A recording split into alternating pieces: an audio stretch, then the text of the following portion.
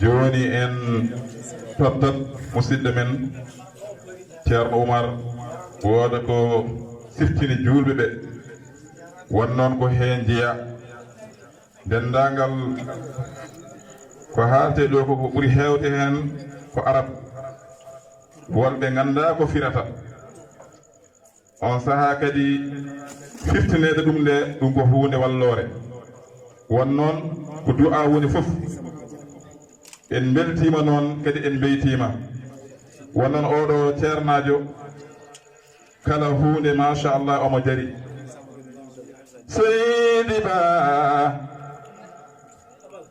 Seydi Ba an woni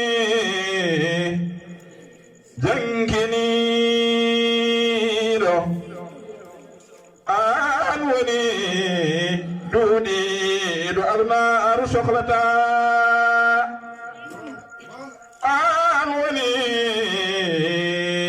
duuɗiɗo adunaru sohlata an woni maayo mawgo go ɓeɓata nedima e muñalma ɗum ko jikkuma enen famaɗen ni mawnine ceerno Djiby Ba kadoni ganda kulɗo Allah kanko woni duuɗiɗo adunaru sohlata ceerno Djiby an woni maayo gandal an woni duuɗiɗo adunaru sohlata kalko mbiyɗa fo aɗa muña ɗum ɗo ko jikkujo annabi sallallahu alayhi wa sallam annabi sallallahu alayhi wa sallam o wi ko inna allaha ma sabirina wadde kanko woni muñɗo jankiniɗo duuɗiɗo adunaru sohlata an woni mohabata an woni musekata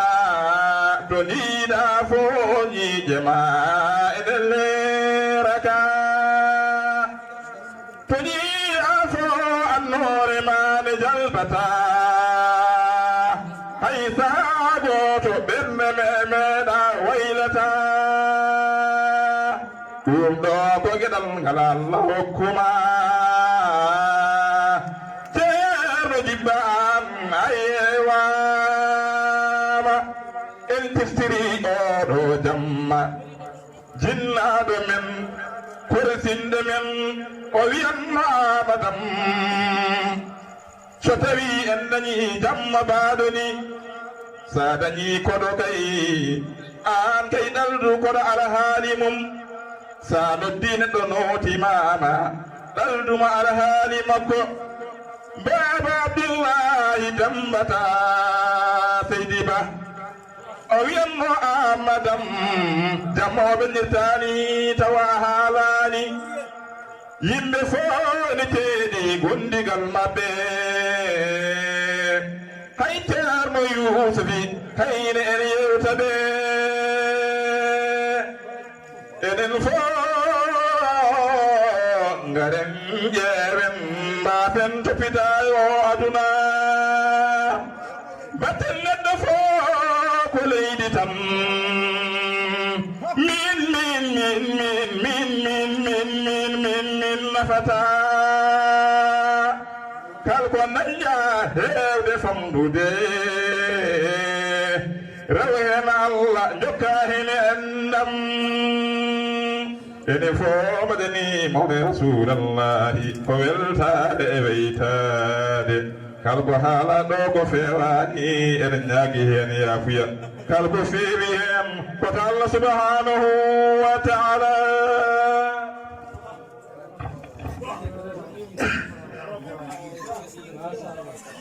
alhamdulillah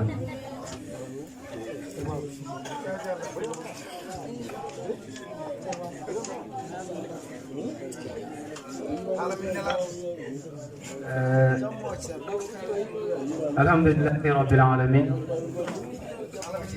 الحمد لله رب العالمين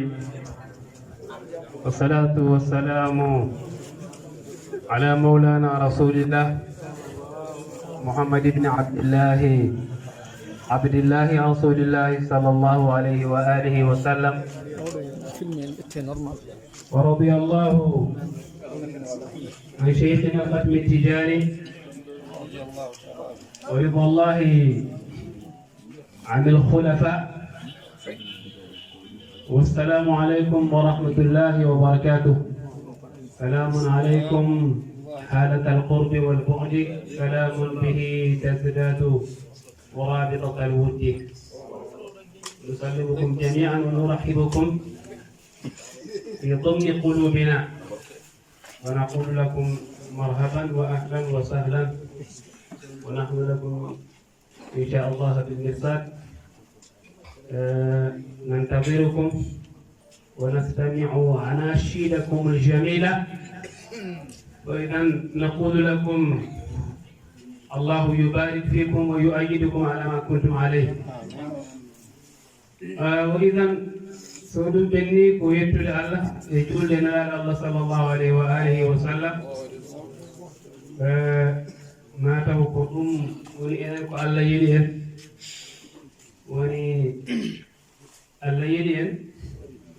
وهارمو ويدين نلاد مك ويدين ولي مك kono ɗeɗo jonde jooɗaɓe ɓe ganduɗa ko jonde ɗe nelaɗo lewi ko jardin ngaji aljanna, ko jonde ñagateɗe yo Allah hebbin ɗum e nokkuji men, e hebbina ɗum e diwonuji men, hebbina ɗum ha heewa. kono noon ko jonde ɗe ngala perte, jonde ɓe ganduɗa enen en ɓesɗinat tan sen jooɗima ko jooɗodi e men ɗo en gandano foti fodde ko jannguɗen e bindi kolli en jonɗele baaɓe ɗi so jooɗima malaikaji yurmede Allah ne jodde men en gandata ɗum ha ɓeyta, hay so won garɗo jeyaka hen wonata ko neɗɗo mbiyaɗo hum qawmun la yusqa bihim jalisuhum, ko jeeya koye yimɓe ɓe malkistaki, hay so jeeyaka e maɓɓe so ari so tawtaram ñande hen fodde tawtorede mo neɗɗo tottimo wonde neɗɗo mo malkistaki. ɗeɗe ñaago yo Allah haqqukinen ɗeɗo jonde nan no jooɗi fof no jogui sababu neɗo jonde ko ceerno men almami men ceerno Djiby ridallahi taala alayhi. ewa no gasa so neɗɗo wino haala hunde e haala makko ne wawi walde ha weeta taw gasnani, kadi wona haalde pour yo wet, sabu seeɗayal kal teskiɗen e makko, seeɗayal kal puɗɗiɗen wuurdude e makko e nanɗe no ƴetti konngol fof hande ko ƴerɗe ko yo ƴerɗe laɗɗi. ɗum teskiɗen makko hande kono woni duuɓi famɗi ko Allah addi en ɗo e lek asmane en mbattin hakkillaji toujours koye ɓerɗe o haala. ɓernde no kañum ɓuri leydi asmane mawɗum, sabu en jangi ɓernde ko toon Allah hejata, to Allah hejata e leydi hejata e asmane hejata koye ɓernde. wonde to haalata to ɗo e mawnude ni ko toon woni to andi, toon woni ko yaata, wadde haalde haala makko ko haala mawko wona. ceerno Amadou haali ɗo jooɗi to jiiɗa fof yeeso ne laaɓi, ko neɗɗo deeƴ, neɗɗo balɗo wondude, ma meeɗa yiide no duka, ma meeɗa yiide no seki, neɗɗo o ɓerde muɗum laaɓi, te ko ɓerɗe ɗe yo laaɓ tan ɗum tan yiilete. wadde kanko woni sababu ndeɗo jonde o jooɗi ɗo kadi e jooɗiɗen ɗo eɗen jiiloroma kadi ko ɓuri mawnude woni Allah subhanahu wa taala eɗen jiiloro Allah kadi ko ɓuri mawnude woni nelaɗo sallallahu alayhi wa sallam eɗen jokkoro e nelaɗo ɓuri mawnude woni on ɗum woni Seydina Cheikh Tidiane radiallahu taala anhu enen wonko Allah rokki en ha heewi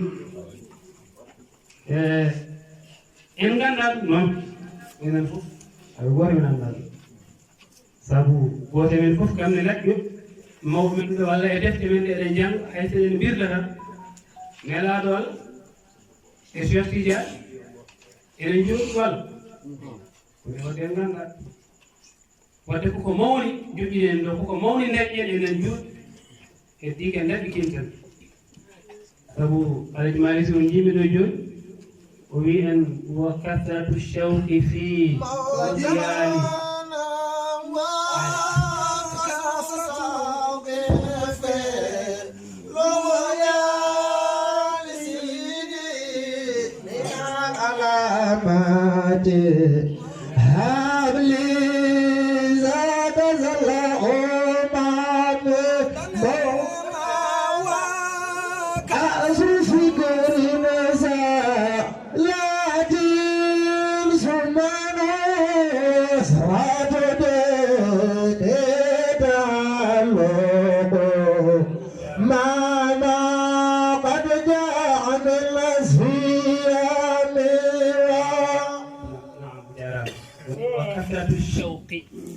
هاودي كويدي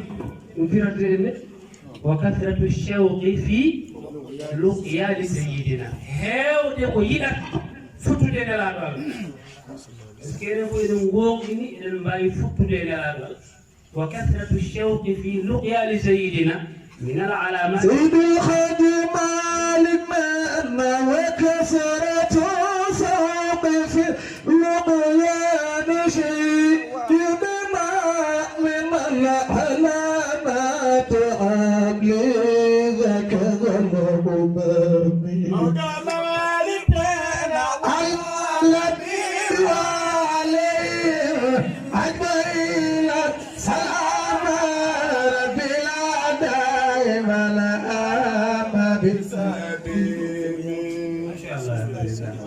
على النبي وعليهم أجمعين سلام ربنا دائما عم بصحبهم woni e rabbidine tan o wi neɗɗo sabu imanno ɗon ko yidde neɗɗo e nelaɗo Allah sallllahu alayhi wa alihi wa sallam woni ko wajibu ta'atul hadi mahabbatuhu التي مالنا وواجب طاعة الهادي محبته كالاتباع الذي ياتي من الأهوال على نبي وآله أجمعين سلام ربنا دائما بصحبه على نبي وآله أجمعين سلام ربنا دائما أم بصحبه بكما دوك غرايس woni ene waɗɗi neɗɗo yiɗe nelaɗo sallallahu alayhi wa sallam yiɗde nelaɗo Allah ko huunde waɗɗide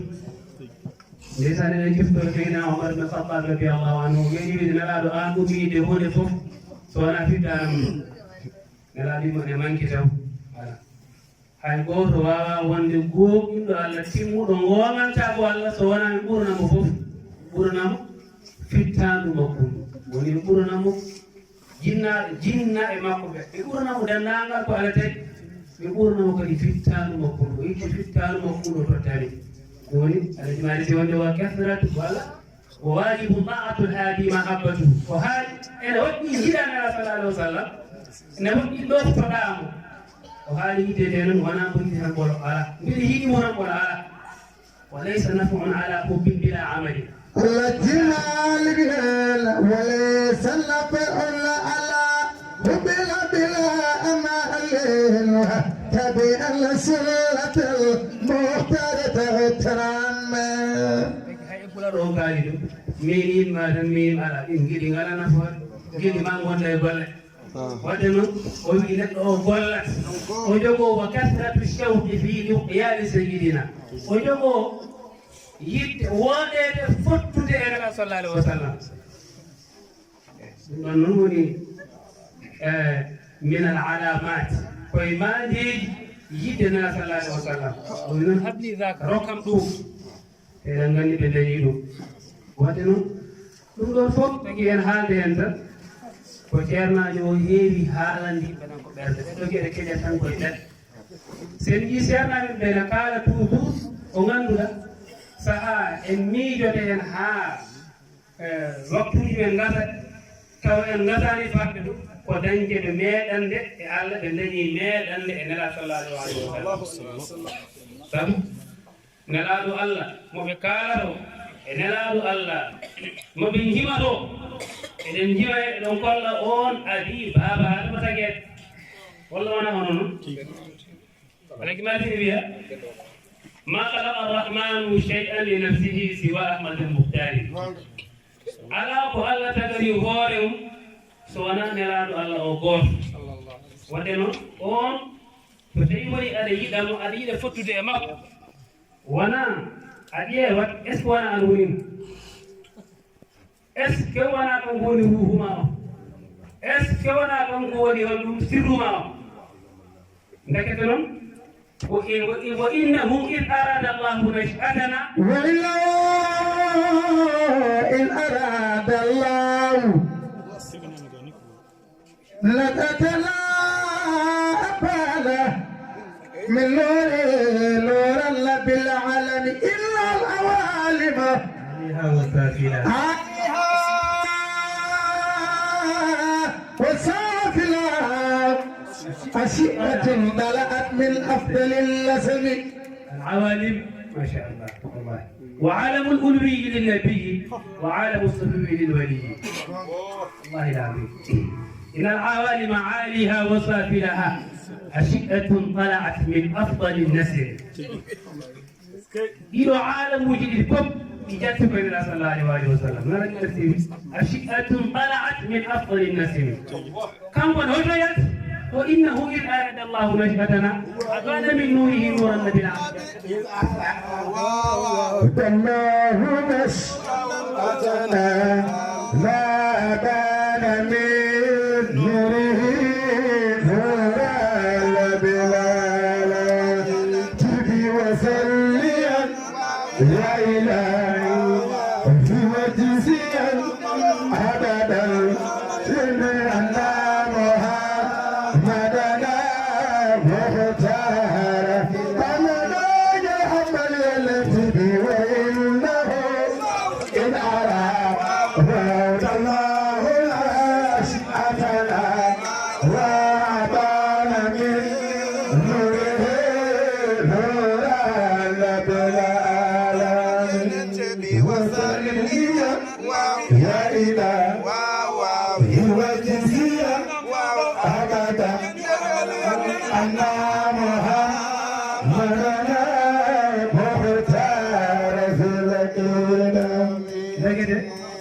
لأن موي وتنرى صلى الله عليه وسلم ويتكو فوف مانكو وتوتيمو وجيت في مانكو هاولا بيتر ويتكو فوف مانكو وتوتينا الله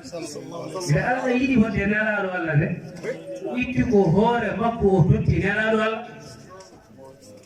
بتاعون بابا أنا ما تبي لا يساعد ولا فأنا على تيجي مني ما يجي أجي نبيسو نمو أكير يور نكور بنغلا مكوهات من صلصال من حمأ مسنون kono min kadi o tagama ko woni bakkere salsal wadjanna khalaqnahu min qablu min nari samum kono Allah itti ruhu woni e makko de kono Allah wutte makko nelaɗo Allah ko nder woni nder وي فنفخت فيه من روحي فقالوا ساجدين وأعلم الله هادينا نبوته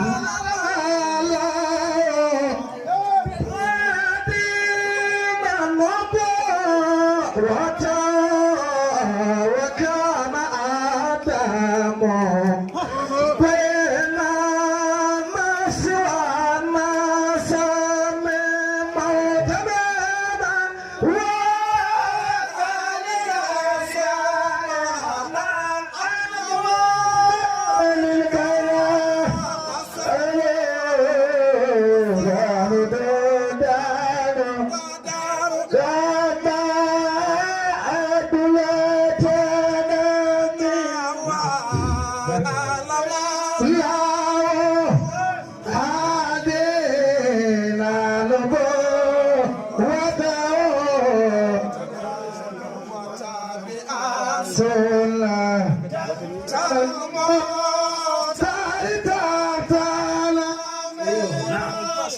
woni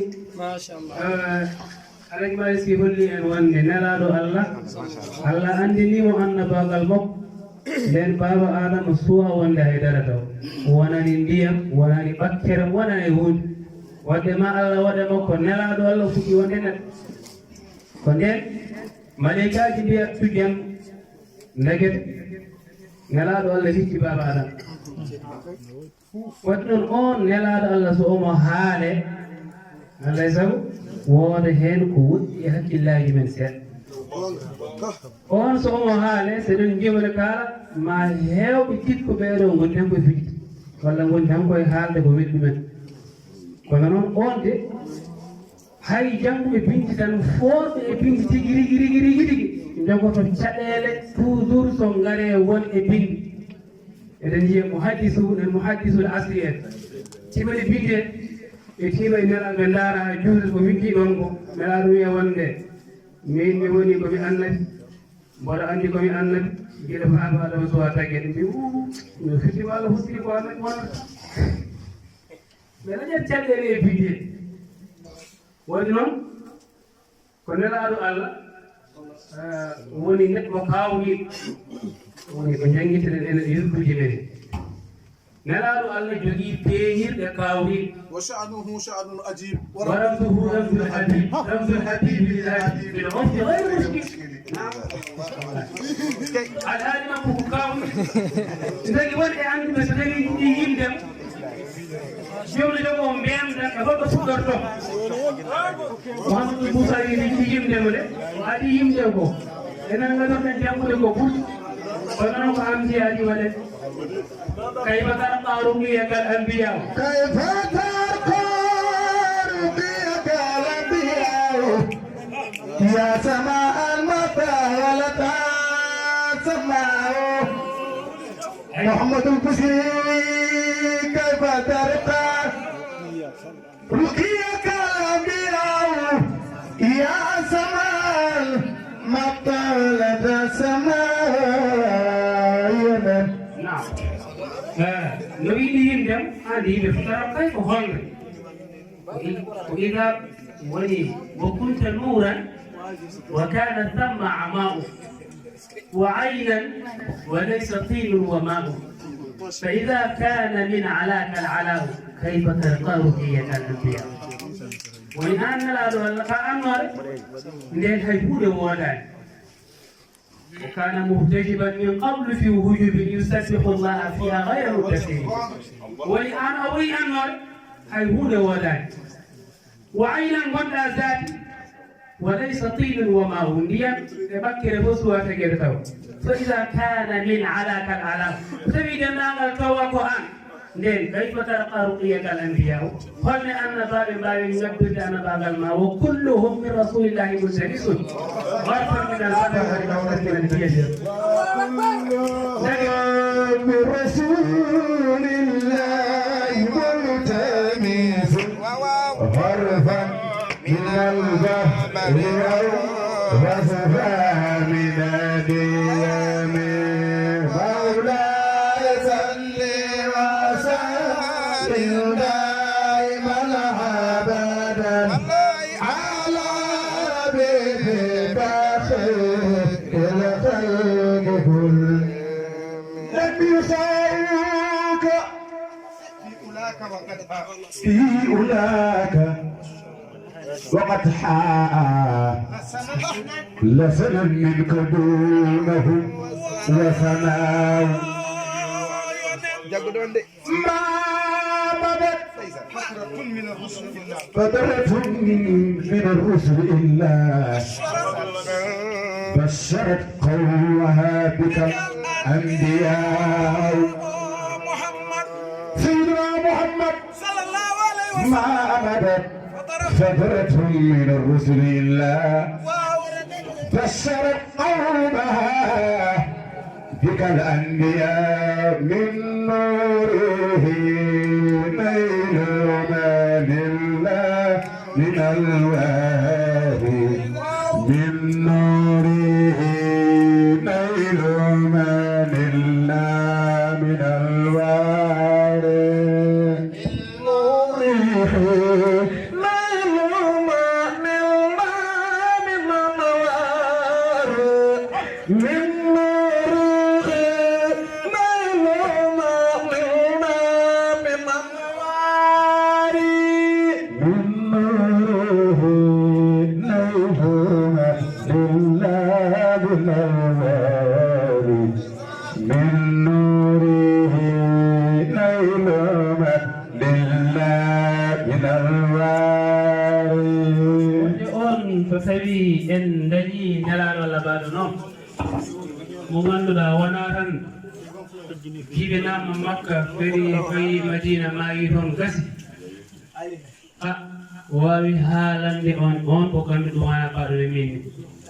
ɗum tagi Allah addani en Cheikh Tidiane radiyallahu taala anhu mo ganduɗa sen mbi alamul ulwi en totta ɗum nelaɗo Allah kanko jeyingal koyngal kono sen mbi alamu sufli kanko woni ɓandu ndu kanko woni Cheikh Tidiane radiyallahu taala anhu est ce que Cheikh Tidiane ala men est ce que ɓalli men ɗi gona Cheikh Tidiane radiyallahu taala anhu شيخ تيجاني كفاني شيخ برهاني وروحي شيخ تيجاني كان جد الشيخ تيجاني يا ولدي كفاني شيخ برهاني جميع أولياء نالوا بما لهم نالوا شرت بي شق جاري كفاني شيخ برهاني جميع أولياء نالوا بما لهم نالوا كم قرنا أريد أن ولي بالوي كنت وليا معلما بولايتي وآدم بين الماء والطين من ولي بردكم ولي بابا رسوة كتاب اسكي on Cheikh Tidiane ko gubbaɗo Fass wala mi woni waliyu mboɗo andi komi waliyu baba adama suwa tagede taw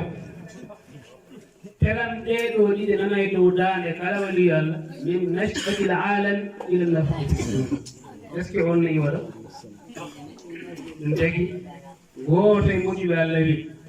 min mi dartindima Cheikh Tidiane darmumi ha juuti tanawartuhu fi hadratin qudsiyatin مديرا لكأسة المعارف الساقية لعمري هذا الشيخ عين ولاية تفجر من بحر النبوة صافية ويقولوا وليده كونو كانكو كوليرتنde koto wali koto annaba kaldo burata wallahi ko o tikirigi woni wali Allah mo ganduda tafajjara min bahri nubuwati safiya سيدنا مخاتم متبع كتمتي لا مخاتم سيدنا متبع بدأت أنت يا ملجأ الورى قرة العين نظرتي سيدنا مخاتم جودة متبع بدأت من السر إذا صاب يا باب حضرتي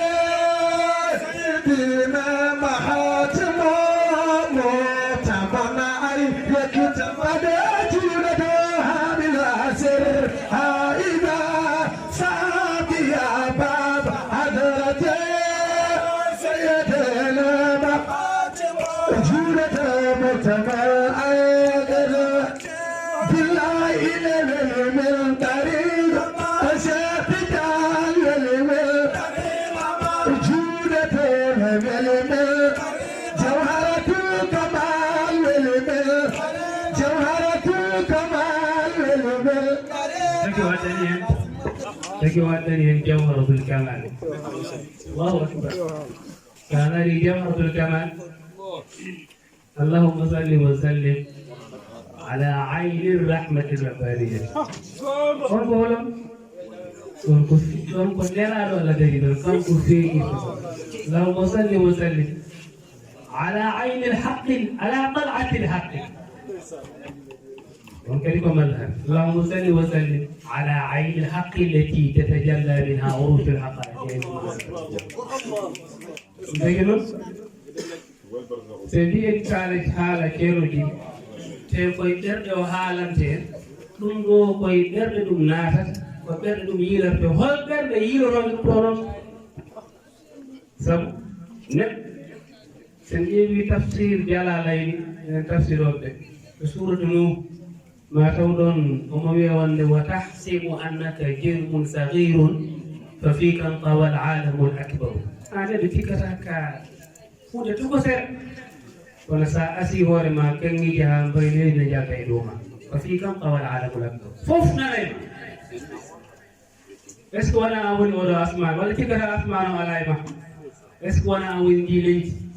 اسكو أنا أول مويو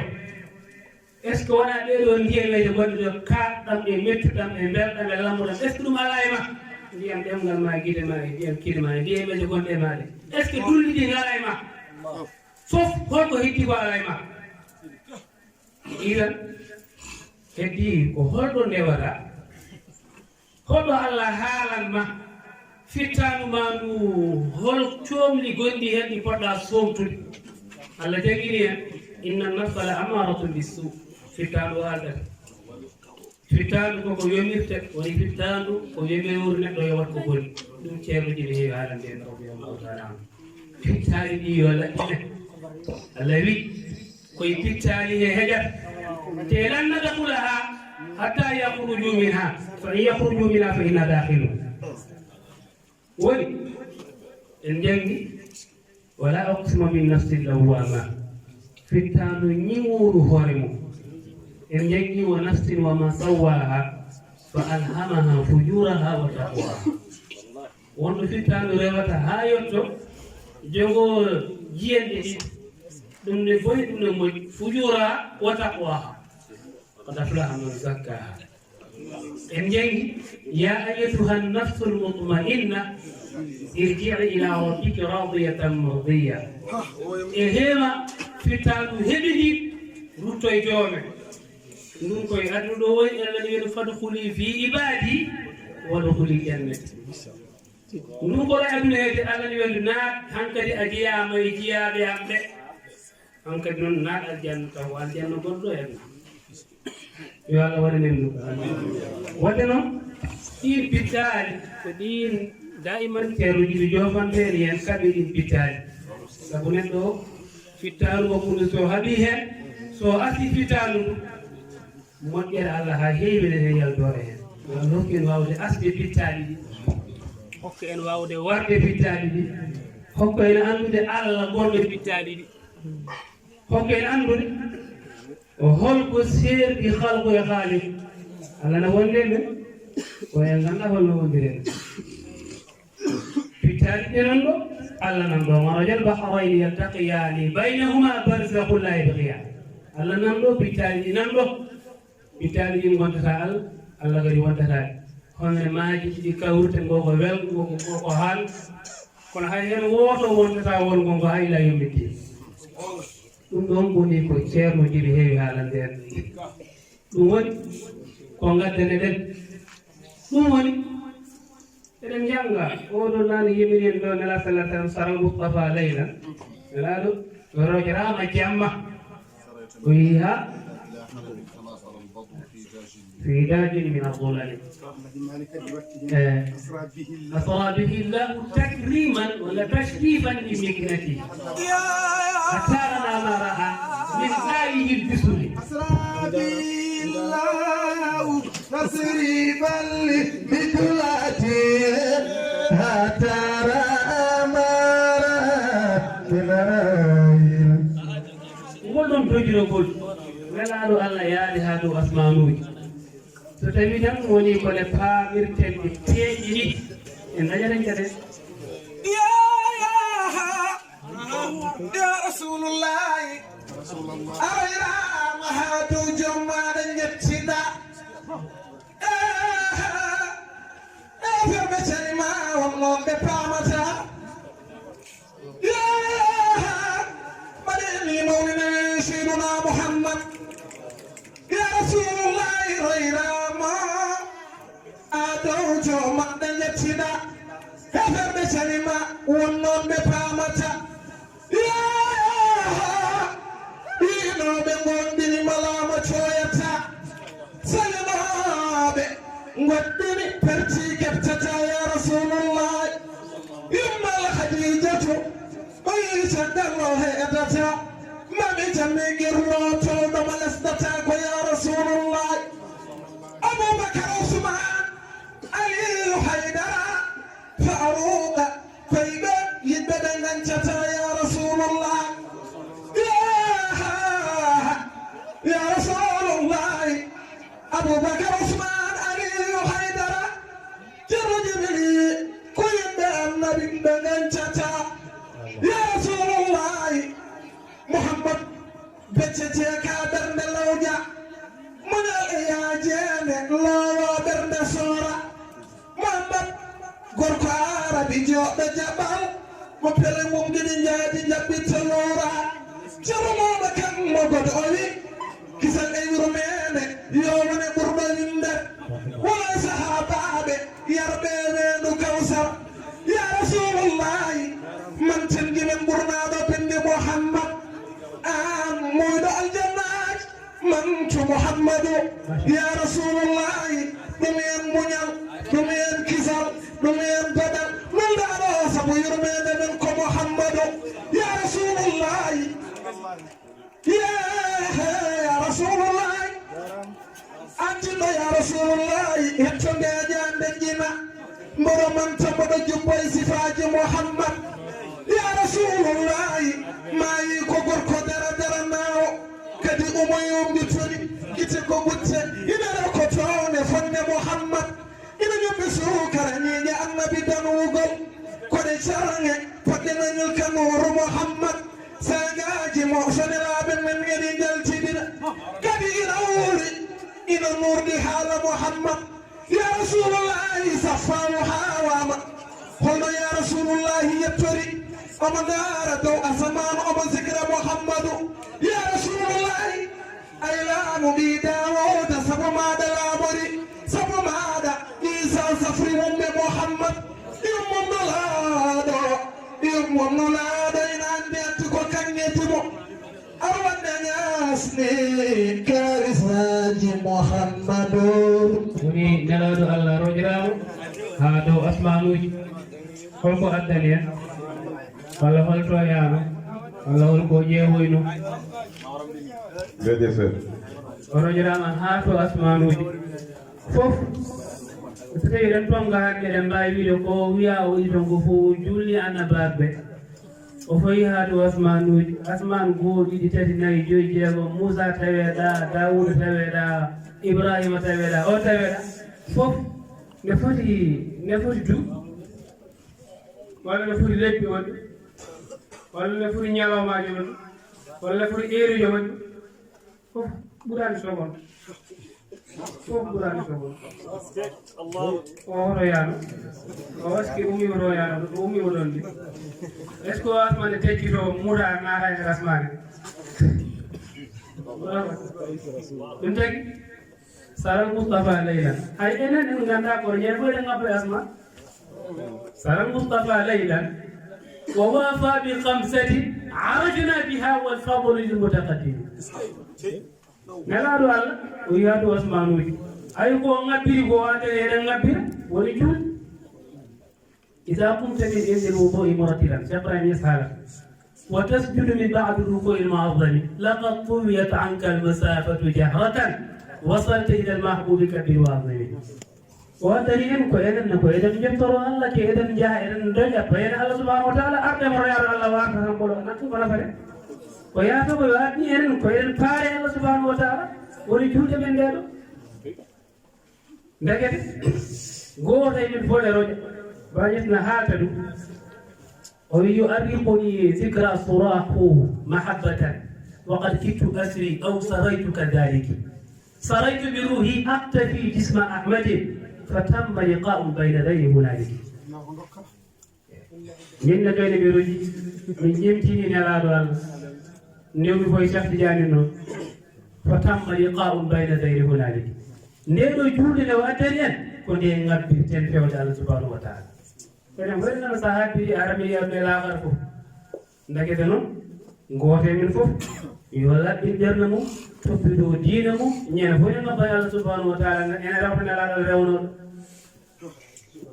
ñene fof nala do isa suji burda badade Allah de ko Allah ñewati ko tawi on badi Allah ko ñewati wax man do Allah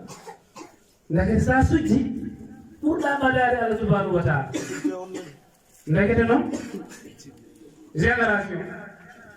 tinen e diine men tinen e moƴƴinde ɓerɗe men ko ceernoji wi haalata ko daima gurdama fof ɗum haala tinen e laɓɓinde ɓerɗe men ɓerɗe ɗe ɗe gummo eɗe gonno ammaratul bisu jamiroji yawat ko boɗi yawat ko moƴƴi woni ko wiyete abasul hamsi ko mi 500 ɓeɗe mbiyarɗumen yo mettan yo wel yo memtan yo ɗaat yomi yiyo yot yomi nan yo wel woni tinirɗema joyɗe ɗeɗo ko fittanu yamirtoma ko yawat ko boni wat feere kaɓa e ɗi wo ruhu kana nushu'uhu manzu'uhu min dhalika almala'i aliyin amjadi en jangguirme dune ruhu e fittanu won tan koye sippirde goto foof ene yiɗi folde goɗɗo sa rewi belammaji ɗiɗo yo wel yo ɗaɗa yo wel yo wel daɗa yo wel men mi safi ɗon ñen fotan yo wel bana yo wel dar yo haa ko weli keɗeɗa mbaɗamo vocal mi weliyama kono noon ene yaawi dartade sa waɗi feere haa ruhu o wawi fittalu ndu li nafsi aybu lil fuadi aybu lil ruhi aybu laysa fihi aybu ɗum noon enen ñaago Allah subhanahu wa ta'ala yo Allah hokku en yeɗe en hoore mum